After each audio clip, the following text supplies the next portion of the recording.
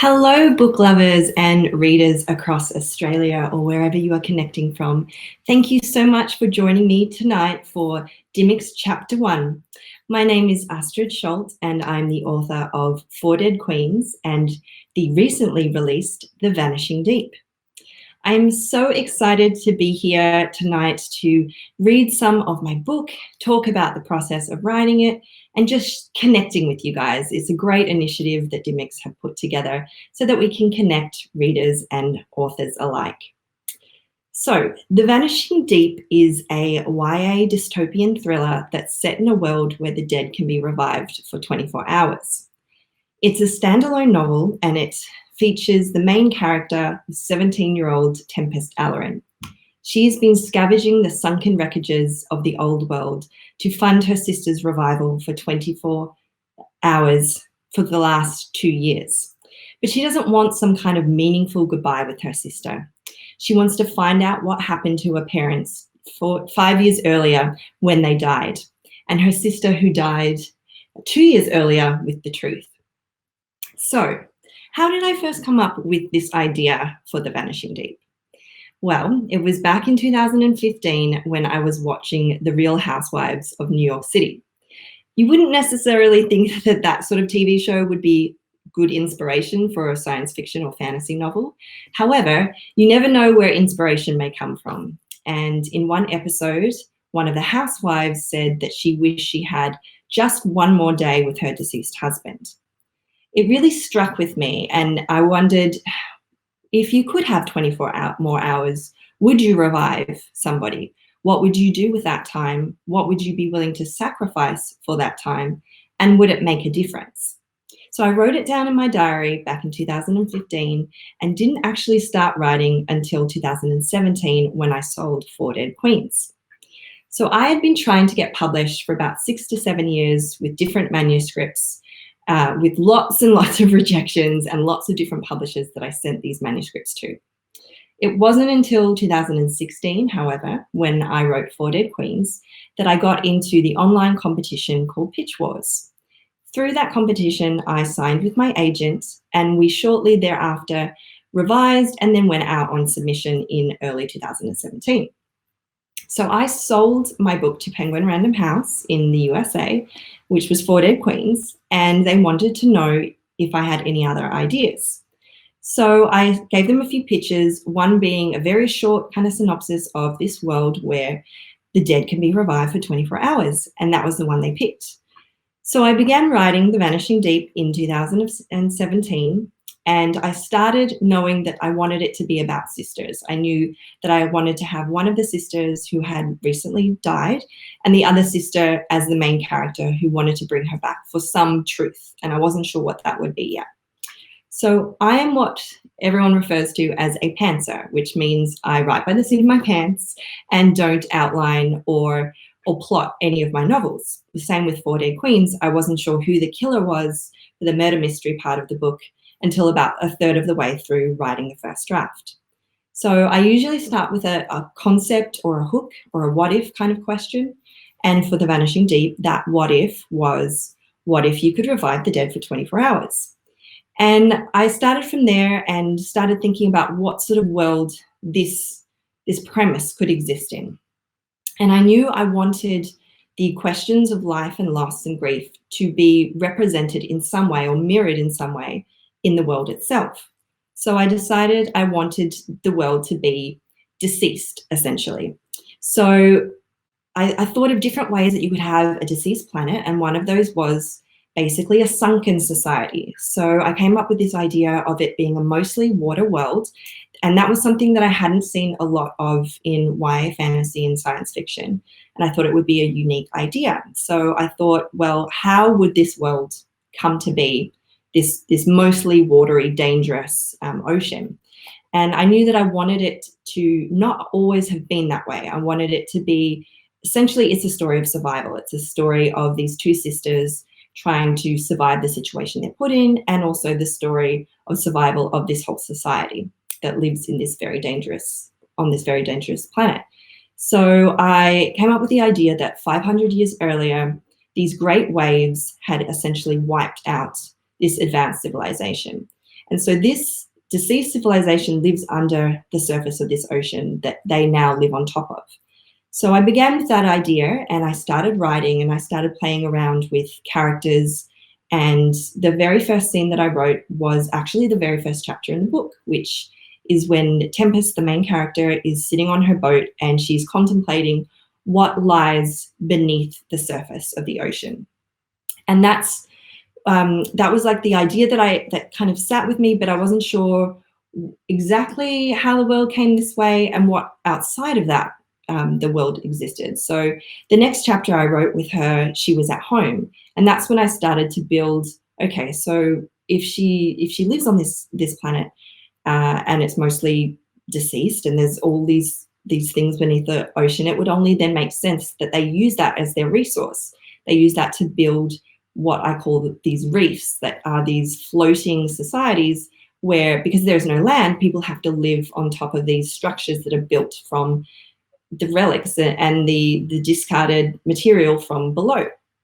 And it's also the way that they fund their lifestyle. So Tempest is a diver, she's a deep sea diver, and she pulls relics from the old world from below, and that's what she sells to basically make sure that she can survive, get her food, pay for her residence on the reef, and also fund her sister's revival, which is what she's aiming to do, and find out what happened to their parents.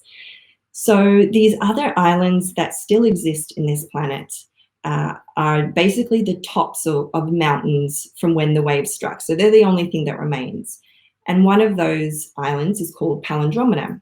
And Palindromena has been tasked to essentially keep the surviving population alive. They're the only place that has land, so they have to look after crops and look after plants and trying to keep everyone sustained, essentially. And they started doing this process where they not only just looked at what they had left, but what they could bring up from the ocean, what they could try and revive from essentially the drowned resources. And that's when they came up with the 24-hour revival process. So they figured out a way to bring back these waterlogged, damaged cells of plants. However, it only lasted for 24 hours. So it wasn't a very useful process for them and for the rest of society, because once you tried to ship it across the other side of the world, the produce would perish.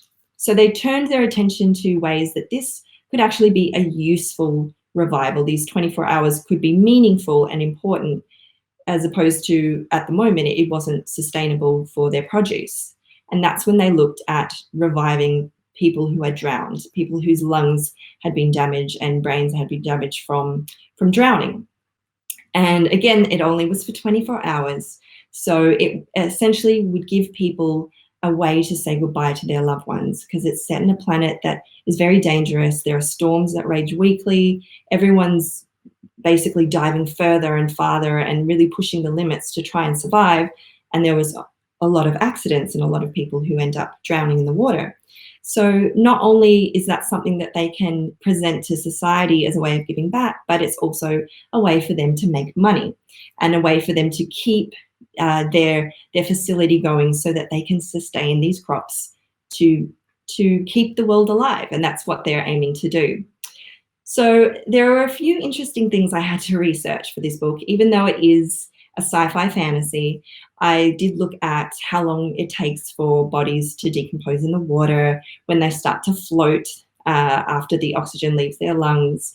Also looking at things like the Titanic, and how long metal and different building structures can actually survive underwater in salt water before they're completely dissolved. So that's one of the things I had to keep in mind when I was writing all the deep sea diving scenes, because even though it is in our world, it's important to have some kind of tether to reality, so that you can kind of go along with the more obscure and imaginative kind of parts of the story, like the reviving people for 24 hours. And in writing the 24-hour revival process, I actually went back and forth quite a lot, trying to work out how it could seem believable in this world. Such a fantastical idea. It had to be something that could be rooted into reality. So I did a lot of research on the heart and restarting the heart and heart transplants. And then also I looked into plant research, and I found that some trees actually have a pulse, which connected really well to my idea of restarting the heart and reviving people. So it's interesting, even in a completely fantasy world, there are nuggets of truth to it. So that's always been really fun to do research, even for fantasy stories. So that's a little bit of background, and I want to talk a little bit more about the main characters. So Tempest Allerin is the main character. There are 2 points of view, and Tempest is 17 years old. She's been a deep sea diver and one of the best on the reef for quite some years, basically since her sister passed. She's been diving every single day. She is very unapologetic in who she is. She's bitter because she's been dealt a very difficult hand. She lost her parents 5 years earlier, and then obviously her sister 2 years ago. So she's bitter, she's angry, but she's going to go after what she wants. She wants to find out the truth from her sister, and she's not going to let anyone get in her way. So these images that you're seeing here are some of the paintings that I do. I'm also an oil painter, and I like to paint my characters just to give, it helps bring themselves to life for me when I'm writing, and I also love sharing them with readers to give them an idea of what these characters are like. So the second main character is Lore. He works at Palindromina, and he lives in what is nicknamed the aquarium. So the aquarium is where the bodies are kept before they're revived. So it's a very, very somber environment, very dark, very dank. He's surrounded by dead bodies, essentially. So he's living more in the land of the dead than he is of the living. And he has essentially locked himself down there because he feels responsible for his friend who died in an accident. And he doesn't feel like he deserves to be a part of the world when his friend can't be. So then there's Elise, who is Tempest's older sister, or was her older sister. They're now the same age when she's brought back.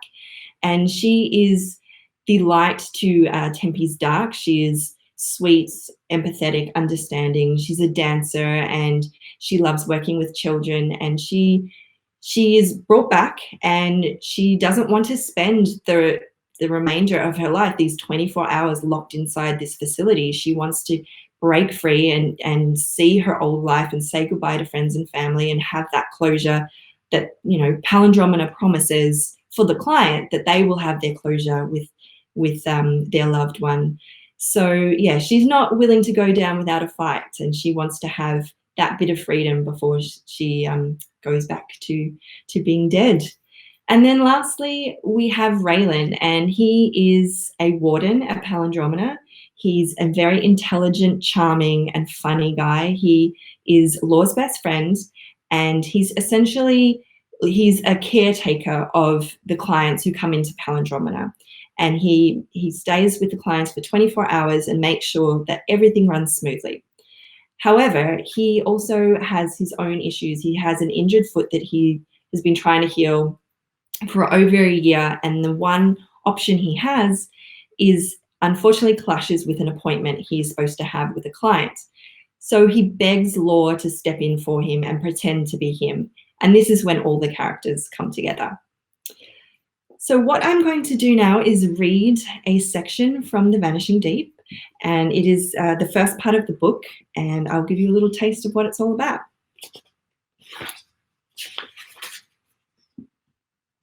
Palindrome, a word, number, phrase, or sequence of symbols or elements whose meaning can be interpreted the same way forward and in reverse.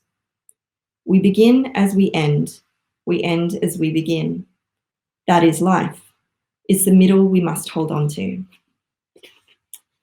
Chapter 1, Tempest, Sunday, 8 a.m. I didn't want to resurrect my sister because I loved her. I didn't want one final goodbye, to whisper words left unsaid, or clear my conscience of any slights between us. I didn't want to hear her voice say my name, Tempe, one last time. I wanted to soothe the anger that scorched through me, an anger that had a life of its own, taking hold within me, propelling me to action, even on the days when I was exhausted from the early morning dive, even when I'd had enough of this scrappy life. I wanted to drown memories of her long dark hair curling in the water as she dove deeper ahead of me, always knowing where to search next. I wanted to extinguish memories of her dancer limbs twirling above her head as storms raged nearby. I wanted to forget her now silent, bell-like voice once and for all. As much as the thought of her name angered me, the thought of never hearing it again angered me even more. Her name had begun to fade in the 2 years since her death, like the last rumble of thunder in a storm. In the beginning, friends, all Elise's, would say, "Your sister," as if saying her name would send a fresh wave of tears down my already flushed cheeks. Then, as days turned into weeks, her name was said soft and tentative, signaling to me that it was time to start moving on, to get out of bed, to live my life. When weeks turned into months, people stopped speaking about her altogether, as though she never existed. Then I'd heard something that changed how I felt about her, transforming my grief into anger. So now I needed to hear her voice one last time. I needed the truth, and for that, I needed to resurrect her. Neither of us could rest until then. The boat shifted with the waves. I adjusted my footing so I didn't fall into the sea. The sunrise had been my parents' transportation to work, small but swift. The shell-coloured deck was triangular, with wings underneath the stern of the boat, which hooked down into the water to keep balance at high speeds. A cramped cabin was suspended below, its belly dipping into the sea like an overfed famine fish. I gazed at the deep blue waters. From above, you could see a slight turbulence beneath, a hint of something other than sand, salt, and sea. A sunken city, one that I had scavenged for years, and from which I had never returned empty-handed. My deeply tanned olive skin spoke of the years I'd spent on and under the water, searching for scraps. Today would be my last dive here. Elise had found this site when I was 12 years old, and after 5 years, I knew every twist and turn of the labyrinth of steel, glass, and stone. There was only one room left untouched, and I wasn't leaving until I explored it. After that, I would need to find a new dive site and hope it hadn't already been ravaged like so many sunken cities in this section of the sea. I tightened the straps of my flippers, made from blunted blades of old-world knives. The rusty, thin metal sheet shrieked as I flexed my foot to test the movement. "Oh, shut up," I said. The flippers were my mother's, and I couldn't afford new ones. I wouldn't waste notes on anything other than reviving my sister or topping off my breather. One last dive, I thought, as I put the breathing tube in my mouth and pulled the pliable, transparent dome over my head. As I clipped it onto the neck of my diving skin, the dome inflated. One final goodbye. Another memory to shelve, another link to Elise forever severed. The thought should have brought a wave of sadness, but I only felt cold, steely determination. Soon I, too, could forget Elise's name. I took a shallow breath to check the gas levels of the small cylinder attached to my belt. My breather beat twice, oxygen low. I yanked the dome off and spat out my breather. Aside from food, diving gas was the most expensive commodity. It allowed us to search for relics from the old world, for anything useful for the new one. My dive finds barely covered the costs of living on the Equinox Reef, and what was left went towards my sister's resurrection. I was hoping I could unearth something from the remaining room to topping off my breather and allow me time to locate a new ruin without having to dip into my savings. I placed the breather back in my mouth and pulled the dome over my face. The levels would have to be enough. I rattled some black stones with iridescent blue spirals in my palm, like miniature swirling galaxies. I dropped one into the ocean, saying a prayer to the gods below, to allow me to enter their world, their sacred sanctuary, and survive it. It was a childish habit. When Elise and I were young, we thought it was the will of the gods below who took souls from boats in a storm and the air from the lungs of divers. We didn't realize it was simply chance, bad luck, or unskilled diving, the perils of our world. Together we learned to conquer the ocean, or so I'd thought, until Elise had drowned almost 2 years ago. Before I allowed any further doubt to muddy my mind, I grabbed my oilskin bag, clipped it to my diving belt, and tilted backward off the boat. The water was cold, but only my fingertips were cool. The rest of my body protected by my diving skin, a material made of thin, blue rubbery plates stitched together like fish scales, which I always wore under my clothes. I kicked my weighted metal flippers, which coaxed me downward. Take shallow, steady breaths. I couldn't help but hear my sister's voice in my head. She'd taught me how to dive, after all. The free fall is easy, she would say. Save your air for the return trip, when you'll need it. Just follow me into the dark, Tempe. She never called me by my full name, Tempest, saying it was too harsh for her little sister. Tempe sounds sweeter, she'd said. I could barely remember the little girl I'd once been. A plume of bright light shone from the corner of my eye, my map to the world below. I kicked towards it as I fell. Before long, my vision was illuminated by shades of blue, purple, and pink, dotted along shafts of rusted metal. Since the great waves around 500 years ago, bioluminescent coral had grown along the city's ruins, lighting the way to the ocean floor, like the old world lights on cobbled streets or the stars in the night sky, a sunken constellation. The sight never failed to take my breath away, and even though the building was long dead, it glowed with life. It was beautiful. I followed the path downward. When I passed a red-brown metal turret, I took a slight turn to the left. Rusticles that, like fossilized seaweed, dripped from every edge. The holes that were once doorways and windows into a lively world were now the soulless eyes of a watchful, watery tomb. A lost city, a drowned society, the perfect harvest. So that's just a little bit of a taste of the Vanishing Deep. I really hope that you guys enjoy it and that it will help sweep you away into a different world right now, as I think we all need to be submerged, pun intended, into something fantastical and something that will just give you a break from everyday realities. So as a special exclusive, I'm going to now read a section from my upcoming story. I can't tell you much about it yet. What I can say is that it is a fantasy crime mashup. It is another YA book as well. And I'm really excited about sharing more about it. And this is the first time I've actually shared anything from the book itself. So I hope you enjoy it. Dear Mr. Broddock, I am pleased to offer you an apprenticeship at Cardell Legal Aid over the summer. Your 3-month role by my side will provide an unparalleled opportunity to study the minds of criminals and the rare innocent before you start college. I hear you hope to attend the Tulane School of Law next year. While my recommendation as Tulane's senior defense attorney could help you shorten the length of your undergrad studies, you may want to rethink this plan after summer. Let's discuss at the end of your apprenticeship. Your father has impressed upon me that you are a fine young man of intelligence and upstanding morals, with a unique ability to discern the truth. The truth does not matter, Mr. Broddock. What matters and what you shall concern yourself with is the client's desire for freedom, by whatever means necessary. This is our one and our only job. Truth plays no part in a defense attorney's role, as you will soon learn.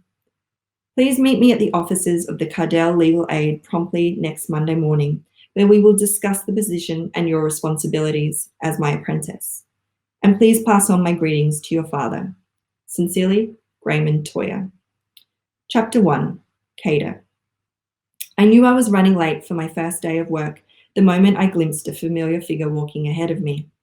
The pocket of air surrounding the boy was hazy, as though the summer sun had scorched the atmosphere. While he had his back to me, I would have recognized the barely contained wave of dark curls anywhere. That boy was me. A glimpse of another reality, a reality where I wasn't running late, and the opportunity to change my fate, if I so wished.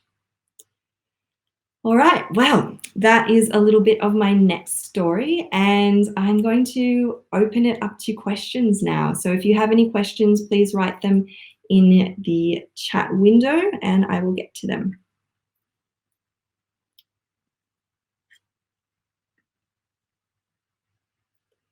All right, so the first question we have is the Vanishing Deep set in our world? So it isn't set in our world. It is set in a similar world to Earth in the way that gravity and properties and elements are very similar. However, I wanted it to basically hold a mirror to our world. So I want there to be direct comparisons to climate change, even though it is set in a different world very many thousand years in the future. So you're probably looking at similar to maybe our world 1,000 to 2,000 years ahead of where we are now. So yeah.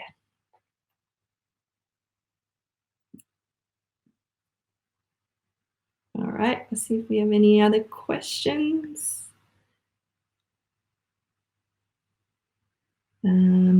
How has working in film and VFX impacted your writing? Right, so I worked in film and VFX and in some ways still do as product support for the last 10 to probably 14 years now, actually. So I've always loved movies and I've always loved writing, and I kind of see the two connected because essentially they are telling a story. So for me, I very much think my style of writing and the way that I try and encapsulate these complex worlds on the page is because I love film and because I have worked as a visual effects artist, and I actually need to see a scene and the characters in my head before I can write. Otherwise, I just kind of hit a blank wall and I can't think of what to write next. So for me, it's very important that I can visualize it, and I hope to create these very immersive worlds that are similar to a blockbuster movie, but on the page. Let's have a look. So there's a few other questions. So Megan, hello Megan, thank you for your question and thanks for joining us. So what draws you to fantasy? Do you think you would ever write a YA set in modern day Australia? That's a very good question. So I believe my love with fantasy and all things fantastical began at a very young age. I am absolutely in love with anything Disney. You might notice there's a few like Disney related things behind me. My office is actually Beauty and the Beast library themed. So there's a tapestry hanging behind me from Beauty and the Beast, and there's lots of roses around here. So yeah, I was taken to Disneyland by my parents when I was 1 year old, and I fell in love with the place and being immersed in this fantastical world and believing in the idea that you could do anything you wanted to do.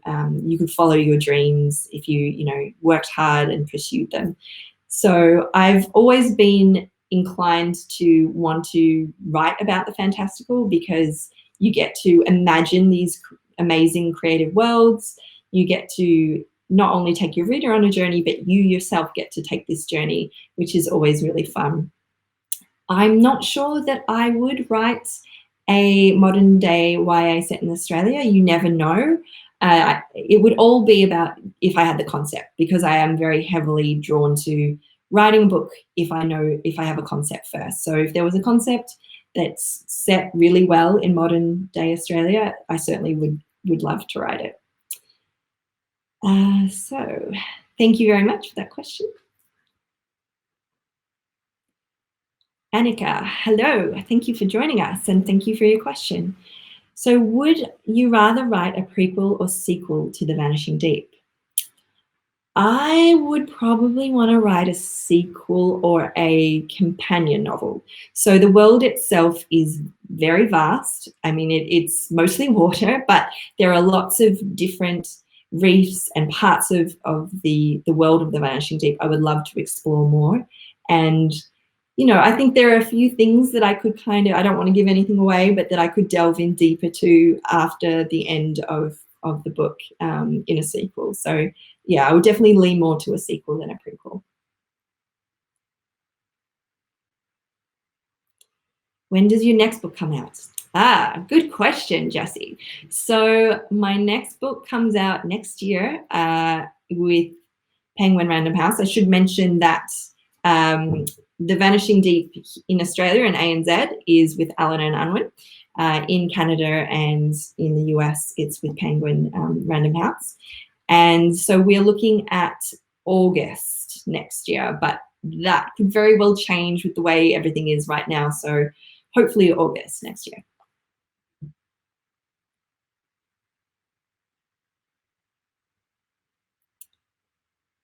Any other questions?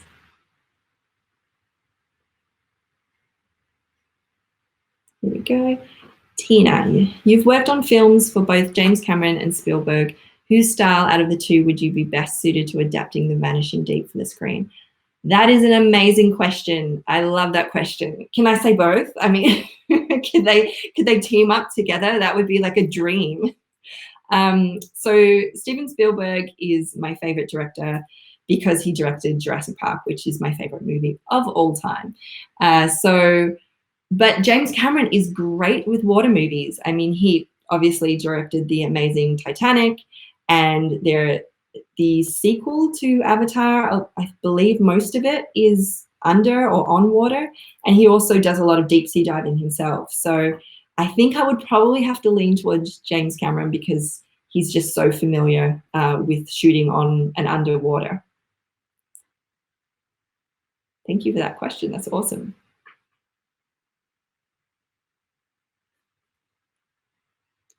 Any other questions? I see there's a few on the side here. Thank you everyone for joining.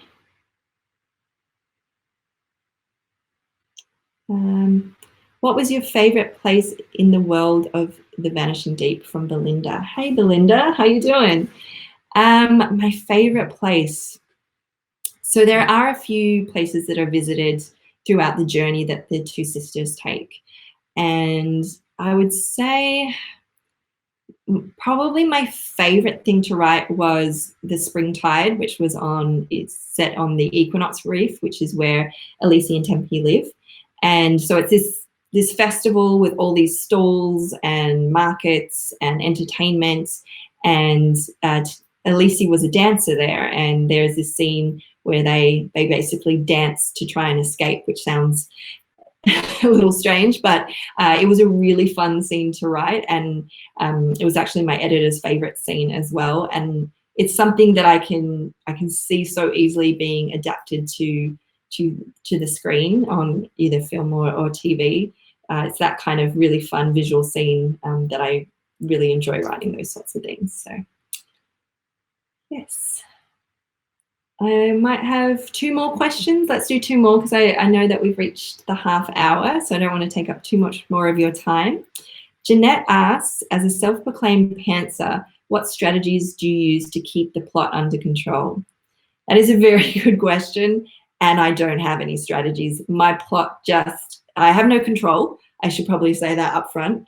I let the story essentially take me with it. So whether it's the characters that kind of take over and, you know, one side character becomes more prominent, or whether it takes this complete turn in where I expected the plot to go. I just let it kind of happen. And a lot of the time, especially as a pantser, it's really about getting that first draft done, or draft 0 a lot of the times it's called, because it's so rough, it's not really a first draft. And then I'll go back and rework and cut the bits that weren't working or restructure. So The Vanishing Deep was really restructured a lot through the second and third draft. It was a completely different structure from the first draft, and I completely rewrote the last quarter of the book. So being a pantser does often mean you have to do a lot more rewriting and revisions. But for me, I feel like the flow of the plot and the narrative is more organic because I'm discovering it as the reader discovers it, because I'm not yet sure where it's going to go. So I think that kind of keeps it fresh and keeps me on my toes, as well as hopefully then the reader. All right, so one more question. So from Tara. Hey Tara, as a fellow writer, I'm interested in how many drafts that you write before sending it off to a reader. That's a really good point. So I would say before I got my agent, I would do 10 to 15 drafts before I would send it out to try and get an agent. So I would make it as polished as possible. But I also found, which I didn't really realize until I did revisions with an editor or through Pitch Wars, was that I tended to just write a first draft and then polished it. So took out any spelling mistakes, any grammar. I didn't really look at structure, and I didn't look at character motivations and whether things made sense. It was just like how it came out is how it was, and then I would polish it. So I would say that nowadays I only do about 3 drafts before I send it to my editor, but I never would have sent anything that rough trying to get an agent. And that's mostly because I then work with my editor to make it a better book and restructure earlier in the game than essentially polishing something that isn't really working as it is. So I guess what I would advise is, if it depends on who you're sending it to. So if you're sending it to a CP, a critique partner, that you want their input on structure and if characters are working, I think you can certainly send it earlier. If you're trying to get an agent or a publisher, you want it to be as polished as possible. All right, everyone. Well, I'm going to leave it there. Thank you all so much for joining me. I really appreciate your time. I hope you enjoyed hearing a bit from the Vanishing Deep and also my next secret book next year. And I hope you all stay safe and have a great Easter break for those of you who are celebrating Easter or some time off. And I hope that I can see you guys in person in not the too distant future. Thanks, everyone.